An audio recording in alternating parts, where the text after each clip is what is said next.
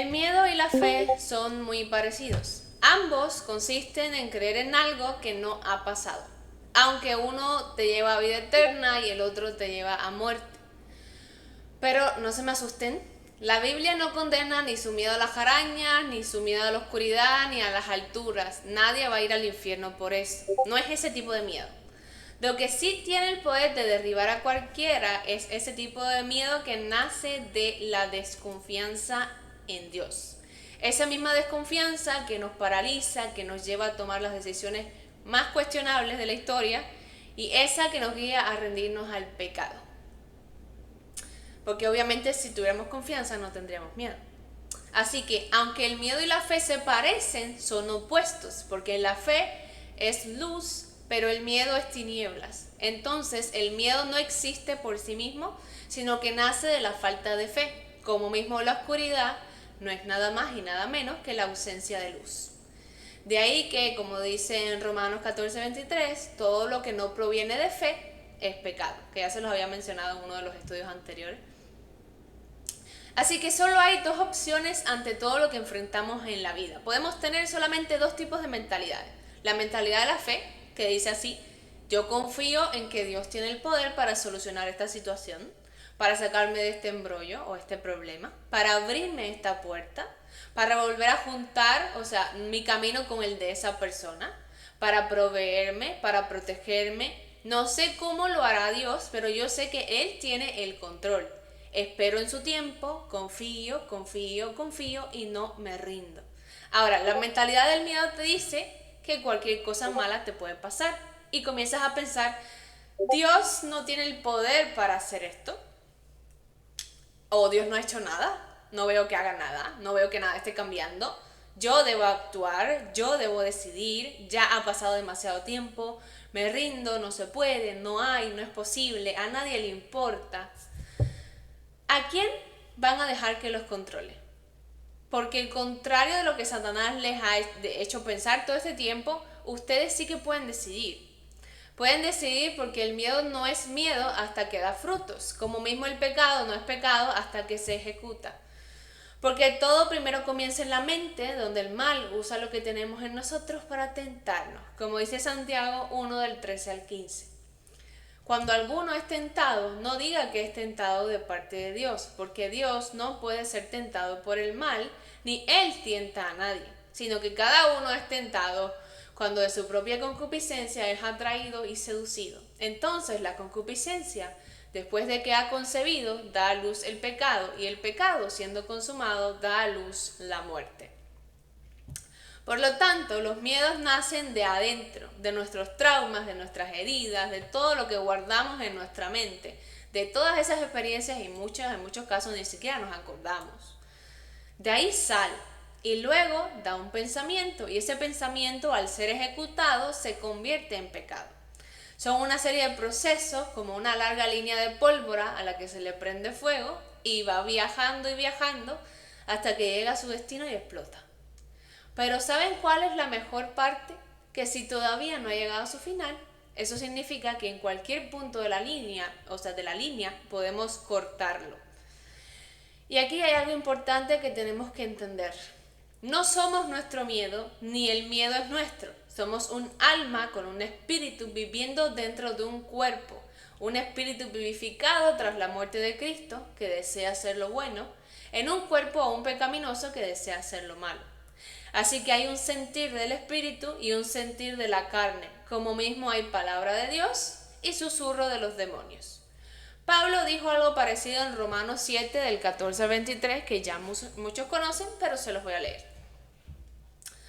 Porque sabemos que la ley es espiritual, mas yo soy carnal, vendido al pecado, porque lo que hago no lo entiendo, pues no hago lo que quiero, sino lo que aborrezco, eso hago.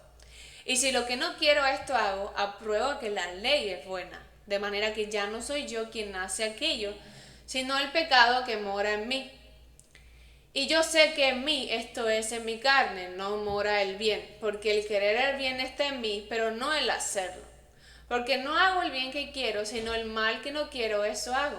Y si hago lo que no quiero, ya no lo hago yo, sino el pecado que mora en mí. Así que queriendo yo hacer el bien, hay esta ley, que el mal está en mí. Porque según el hombre interior me deleito en la ley de Dios. Pero veo otra ley en mis miembros, que se revela contra la ley de mi mente, y que me lleva cautivo a la ley del pecado que está en mis miembros. Es un poco un trabalenguas, pero espero que lo entiendan. Aquí Pablo deja muy claro varios puntos. Primero, que hace cosas que no entiende. Como mismo nosotros tenemos miedos que no sabemos de dónde vienen o de quién son realmente. Cosas que nos paralizan, cuya raíz desconocemos porque reside en la carne y muchos casos recuerdos ya olvidados. Pablo reconoce que en él mora una fuerza que aborrece, como si hubiera dos yos dentro de él. Y así es, todos tenemos dos yo, el yo que quiere agradar a Dios y el yo que quiere rendirse al mundo y a todo pensamiento que le viene a su corazón. Le hago una pregunta, ¿cuál yo eres tú? Te lo voy a responder. Tú eres el yo que ama a Dios. Eres el yo que quiere luchar. Eres el yo que se ilusiona con señales pequeñas. Eres el yo que desea desesperadamente la presencia de Dios. Eres ese yo que por muy fea que sea la tormenta, en el fondo, muy en el fondo, deseas aferrarte a la esperanza. Tú no eres el yo con miedo. No eres el yo que quiere hacer eso que luego te hace sentir mal. Porque si de verdad lo quisieras, ¿por qué te sientes mal? Siempre pueden cortar esa línea de pólvora. Solo basta con reconocer que ese pensamiento no es suyo y llevarlo cautivo a la obediencia en Cristo. Que no es nada más y nada menos que tomar el pensamiento y analizar de dónde viene, compararlo con la imagen de Cristo, darse cuenta de que Dios jamás haría una cosa así, ni siquiera pensaría una cosa así. Agarran ese pensamiento y lo tiran a la basura. No lo entretengan. No dejen que eche raíces en su cabeza, porque todo pensamiento que se queda acaba inevitablemente contaminando el corazón. No pueden simplemente ignorarlo porque no se va a ir. Hay que analizarlo, etiquetarlo y darle una patada que lo lance bien lejos, para no decir otra cosa. Siempre nos van a venir miedos. Somos seres terrenales que no vemos más allá de lo que Dios nos quiera revelar. Tenemos un par de ojos que en muchas ocasiones ven cosas que no son. Y una mente muy creativa para construirnos en 3 segundos el peor escenario posible. La tendencia a sobrepensar, a deprimirnos, a la ansiedad es mundial. Todo el mundo pasa por eso. El miedo es un enemigo que tenemos que enfrentar sí o sí todos los días. Pero es nuestra elección qué arma usar para enfrentarnos a él. No podemos enfrentarlo con nuestro humano entendimiento. Tenemos que enfrentarlo de la mano de Cristo, sí o sí. De la misma manera en que una persona toma una linterna para abrirse paso en la oscuridad, debemos usar nuestra fe, cuyo autor y consumador es Cristo, y abrirnos paso por ese valle tan conocido como el valle de sombra y de muerte. Dios es nuestro escudo, así que confiemos en su poder para protegernos. El Espíritu Santo es nuestro consolador, así que confiemos en su capacidad para sostener nuestro corazón. Y Jesús es nuestro Señor, quien fue probado en todo, sufrido en todo, y Él ganó por nosotros, para que pudiésemos llevar un yugo más ligero, como dice en Juan 16:33. Estas cosas os he hablado para que en mí tengáis paz. En el mundo tendréis aflicción. Les van a venir mis miedos, pero confiad que yo he vencido al mundo. Es como, para ponerle un ejemplo a los que juegan videojuegos. No hay manera de que ustedes no ganen un juego si están siguiendo el tutorial de una persona que ya lo ganó. No hay manera de que perdamos en esto que se llama vida cuando estamos siendo respaldados y guiados por Jesús, que ya venció. Es fácil. Así que la próxima vez que les venga el temor a algo, niéguense a sí mismos y confíen en Dios, confíen en sus promesas y no pongan la confianza en ustedes mismos, sino en Dios. Porque si la ponen en ustedes mismos e ignoran las promesas de Dios, pueden acabar cometiendo errores garrafales que ya no tienen arreglo. Como es el caso de Lot. Y ahora, cuando tome agua, les voy a contar la historia de Lot. Ay, seguro se va a escuchar el ruido. Ok, se las voy a resumir. Muchos ya la conocen, pero se las voy a resumir. Dice, Lot era sobrino de Abraham y viajaba con él con todo su ganado y sus posesiones. Ambos prosperaron tanto que la tierra ya no era suficiente para los dos y comenzaron a surgir conflictos entre sus pastores. Entonces Abraham le propuso separarse y le dio a Lot la oportunidad de escoger primero. Obviamente él escogió lo mejor. Dice que Lot miró hacia la llanura del Jordán y vio que era una tierra bien regada y fértil. Así que eligió esa región y se fue a vivir cerca de Sodoma, mientras Abraham se quedó en Canaán. Con el tiempo, Lot fue acercándose más a Sodoma hasta que terminó viviendo dentro de la ciudad. En una ocasión, unos reyes enemigos atacaron la región y capturaron a Lot junto con sus bienes, pero Abraham reunió a sus hombres y los persiguió y logró rescatarlo. Pasaron los años y la maldad de Sodoma creció. Dios envió 2 ángeles a la ciudad y cuando llegaron, dice que Lot los recibió en su casa, los hospedó, y entonces esa noche vinieron los hombres de Sodoma y rodearon la casa y le exigieron que los visitantes salieran. Sabrá Dios lo que querían hacer con ellos. En fin, se pelearon con Lot, Lot les quiso dar a las hijas, pero no funcionó y al final los ángeles acabaron saliendo y dejaron ciegos a esos hombres y le dijeron a Lot que la ciudad iba a ser destruida, por lo que debía salir con su familia. Lot fue a avisar a sus yernos, pero ellos no le creyeron. Así que al amanecer los ángeles apuraron a Lot y a su esposa y a sus 2 hijas y los sacaron de la ciudad diciéndoles que huyeran y que no miraran atrás. Mientras escapaban, la esposa de Lot miró hacia atrás y quedó convertida en una estatua de sal. Esta historia creo que todos la conocen. Entonces cayó fuego y azufre sobre Sodoma y Gomorra, destruyendo completamente las ciudades. Lot huyó primero a una pequeña ciudad llamada Zoar, pero luego se fue a vivir a una cueva en las montañas con sus 2 hijas. Allí permanecieron lejos de todo lo que había sido la vida de Lot y de sus hijas anteriormente. Y bueno, todos conocemos la parte rara de la historia donde sus 2 hijas emborracharon a Lot y acabaron haciendo lo que acabaron haciendo. Siempre me costó entender esta historia, o sea, me debatía entre si aquel acto de las hijas había sido bueno o malo, o qué posición tenía Dios con eso, y por qué Lot había acabado viviendo en una cueva. O sea, él era un hombre justo, pero la última vez que se menciona es como con una cosa tan rara, tan dura, tan repugnante, tan extraña. No fue hasta el otro día, cuando estaba hablando con Alex, que entendí por qué a Lot le había pasado lo que le había pasado. Como Alex ya les mencionó, él normalmente me comparte sus estudios y yo me quedo meditando y me quedo un buen rato escuchándolo y muchas veces aprendo de lo que él me está diciendo y otras, él usa frases que me hacen pensar y Dios usa sus palabras que él me dice para enseñarme algo nuevo. Y este fue el caso. Alex me estaba hablando acerca de las mujeres, de cómo las mujeres de aquella época, de cómo ellas estaban tan preocupadas por tener descendencia, o sea, su preocupación por tener descendencia era tan fuerte que acabaron haciendo lo que acabaron haciendo con su padre.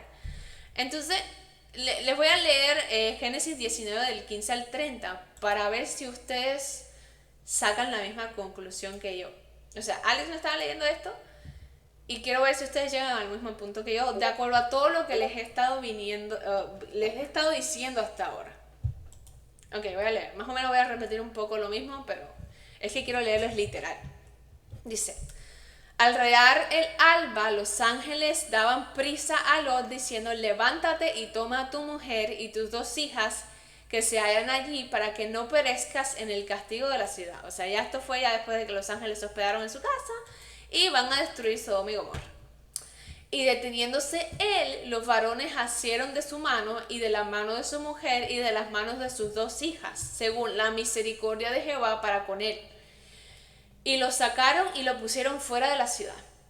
Y cuando los hubieron llevado afuera, dijeron: escapa por tu vida, no mires tras de ti, ni pares en toda esta llanura, escapa al monte, no sea que perezcas. Pero Lot les dijo, no, yo os ruego, señores míos, he aquí ahora ha hallado vuestro siervo gracia en vuestros ojos, y habéis engrandecido vuestra misericordia que habéis hecho conmigo dándome la vida. Mas yo no podré escapar al monte, no sea que me alcance el mal y muera. He aquí ahora esta ciudad está cerca para huir allá, la cual es pequeña, dejadme escapar ahora allá, y salvaré mi vida. Y le respondió, o sea, el ángel, he aquí, he recibido también tu súplica sobre esto, y no destruiré la ciudad que has hablado. Date prisa y escápate allá, porque nada podré hacer hasta que hayas llegado allí. Por eso fue llamado el nombre de la ciudad Zoar. El sol salía sobre la tierra cuando Lot llegó a Zoar. Entonces Jehová hizo llover sobre Sodoma y sobre Gomorra azufre y fuego de parte de Jehová desde los cielos. Y destruyó las ciudades y toda aquella llanura con todos los moradores de aquellas ciudades y el fruto de la tierra. Entonces la mujer de Lot miró atrás a espaldas de él y se volvió estatua de sal. Y subió Abraham por la mañana al lugar donde había estado delante de Jehová. Y miró hacia Sodoma y Gomorra, y hacia toda la tierra de aquella llanura miró, y he aquí que el humo subía de la tierra como el humo de un horno. Presten especial atención. Así que cuando destruyó Dios las ciudades de la llanura, Dios se acordó de Abraham y envió fuera a Lot de en medio de la destrucción, al asolar las ciudades donde Lot estaba. Yo me imagino que esto lo está narrando desde la perspectiva de Abraham, porque dice que Dios se acordó de Lot y lo sacó, pero ya eso había pasado, pero como que te lo está narrando desde otro punto de vista. Dice, pero Lot subió de Zoar y moró en el monte, y sus dos hijas con él, porque tuvo miedo de quedarse en Zoar, y habitó en una cueva él y sus dos hijas. ¿Captaron el motivo por el cual les leí la historia? Voy a hacer una pausa. Quiero que alguien me diga qué versículo específicamente creen que es el motivo por el que yo les acabo de leer todo esto. Y no voy a seguir hasta que alguien me dé la respuesta. Así que a ver si están atendiendo a la clase. Ok, JG contestó. ¿Quién más? ¿Cuál es el versículo exacto? ¿Qué dice?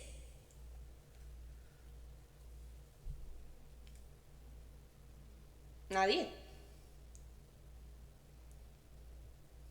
Yo me la sé, profe. Dale, Alex, a ver, responde.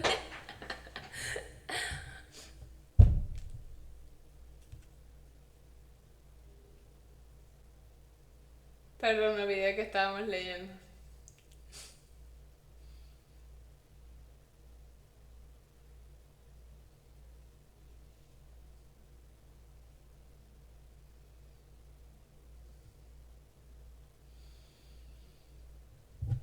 A ver quién se la sabe.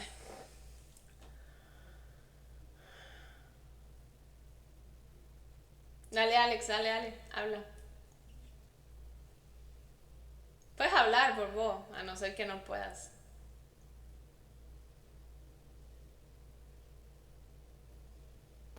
Mira, sí. Sí. Adelante, procede. Bueno, voy a hacerlo participa porque como nadie lo dijo nada, la parte de Sobar, ¿no? Que se fue de esa ciudad por miedo. Ajá, pero la pregunta es, ¿cuál es el versículo? O sea, ¿qué dice? Más o menos. A ver. Now Lord went... no. Bueno, ahí lo dice. Dice que ahora Lot cuando salió de Soar y se fue a las montañas, a las partes esas, con sus dos hijas, porque porque él tenía miedo. Él estaba con miedo. Perfecto, muy bien. Entonces, Dios le dijo a Lot que no iba a destruir la ciudad que él había mencionado. O sea, el ángel le dijo, vete, huye, ¿no?, al monte. Y Lot le dijo, por favor, yo te pido que me dejes ir a esta ciudad que está cerca, para que no perezca yo, la. Y Dios le dijo, vale, ve ahí, yo no voy a destruir la ciudad. O sea, Dios básicamente le prometió que no iba a destruir la ciudad. Él tenía la garantía, la promesa de Dios, y aún así dice que él tuvo miedo. O sea, Lot no entró en Zoar porque él tuvo miedo. No sabemos si fue miedo de que vio que su esposa se convirtió en sal, si tuvo miedo de escuchar la destrucción y los gritos, no sabemos por qué. Pero el resumen de por qué Lot acabó en esa cueva solo con sus 2 hijas y pasó lo que pasó, fue porque Lot tuvo miedo. Esa es la respuesta. Eso jamás hubiera pasado si Lot hubiese ido a Zoar, si hubiese confiado en Dios y él se hubiese ido a vivir a Zoar, como me está diciendo Alex. Ahí había más hombres, las hijas se hubiesen casado con los otros hombres y jamás se les hubiese pasado por la cabeza estar con su padre. Pero allá va Lot a tener miedo y miren lo que pasó. Que bueno, al final Dios acabó bendiciendo a la descendencia porque como todo, cuando uno comete errores, Dios en su misericordia intenta que todo obre para bien. Pero hay cosas que no son necesarias si tan solo confiásemos en Dios.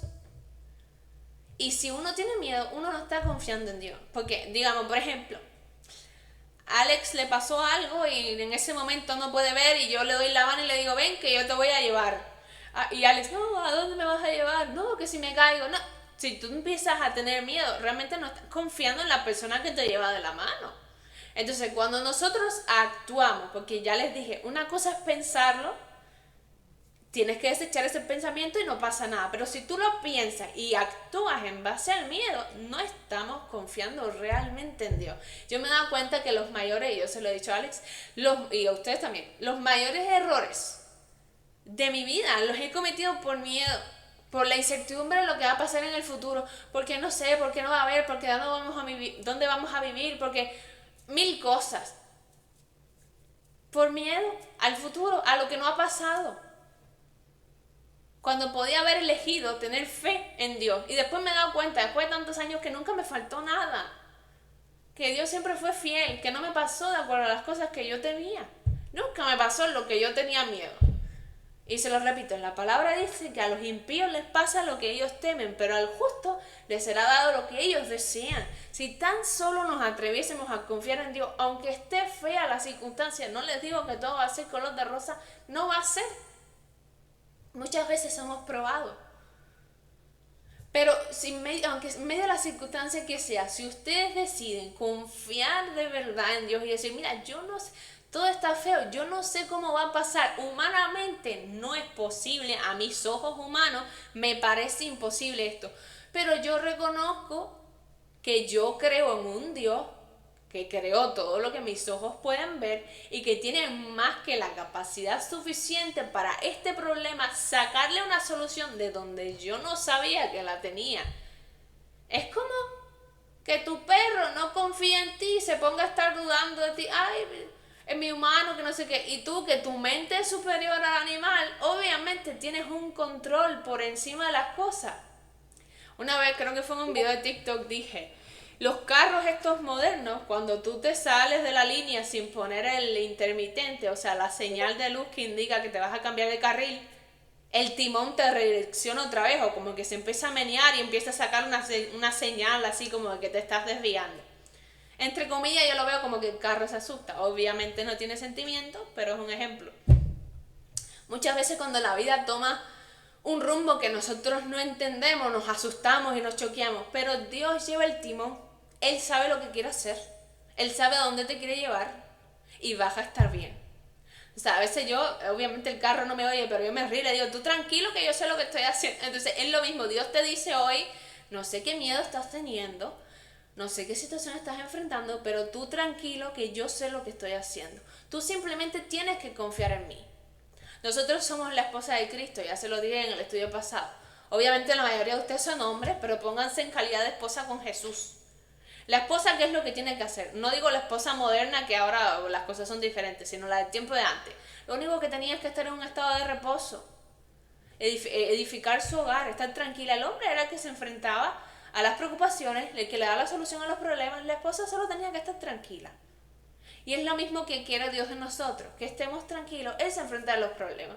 Cuando venga una situación, hagamos lo que está en nuestro poder. Es como el testimonio que Alex les estaba contando en el estudio pasado. Él tenía una situación que había hecho un pago y no se había reflejado en ese sitio web que él quería para los cursos que iba a hacer. Y se empezó a sentir ansioso y se empezó a sentir mal y me estaba escribiendo en ese momento. Y no, que no sé qué más, que si perdimos el dinero. Él se puso así como si ya estuviese todo perdido, a lo mejor porque ese día no se encontraba en el mejor ánimo. Y yo le dije, mira, tú ya hiciste lo que tú tienes que hacer. Tú les escribes, les informas del problema y tú entras en un estado de reposo y esperas. Ya haz tu parte. Entonces, en la vida ustedes hagan su parte. Obviamente no quedarse uno sin hacer nada. Lo que uno reconozca, ok, esta es mi parte. Si es de buscar trabajo, ok, yo aplico para tal trabajo. Y yo espero, no me desespero, no me pongo a estar aplicando en cosas que yo realmente no quiero. Yo quiero ser chef, yo voy a aplicar para chef y voy a esperar en el Señor. Si de repente salió una oportunidad de otra cosa, bueno, voy a tomarlo quizá, si me hace falta, pero sigo esperando en el Señor por mi trabajo de chef. No me olvido, sigo con la mirada puesta en mi fe. ¿Qué es lo que Dios quiere? Que sigamos nuestra fe. Porque si uno no está en reposo, si uno está intranquilo, uno realmente no está confiando. No estamos confiando en Dios. Y me ha pasado muchas veces que yo me doy cuenta y digo, este sentir que yo estoy sintiendo en mi carne no viene de una confianza en Dios, viene de miedo. Y yo quiero confiar, yo decido confiar. Muchas veces los miedos nos van a seguir viniendo. Somos criaturas que tenemos miedo, tenemos preocupaciones porque la luz no la tenemos tan larga, no vemos tan adelante, no sabemos. Muchos de los que estamos aquí, para no decir la mayoría, tenemos preocupación de qué va a pasar en el futuro. Nosotros no podemos ver tan al Dios conoce todo el tiempo, nosotros no. Pero sí podemos descansar en quien sí lo sabe todo. Y yo les digo, les garantizo con el corazón puesto en la mano de que no les va a pasar lo que temen si ustedes confían en Dios. No sé a qué le están temiendo, pero no va a pasar. Porque Dios no es mentiroso. Y Él lo dice en su palabra.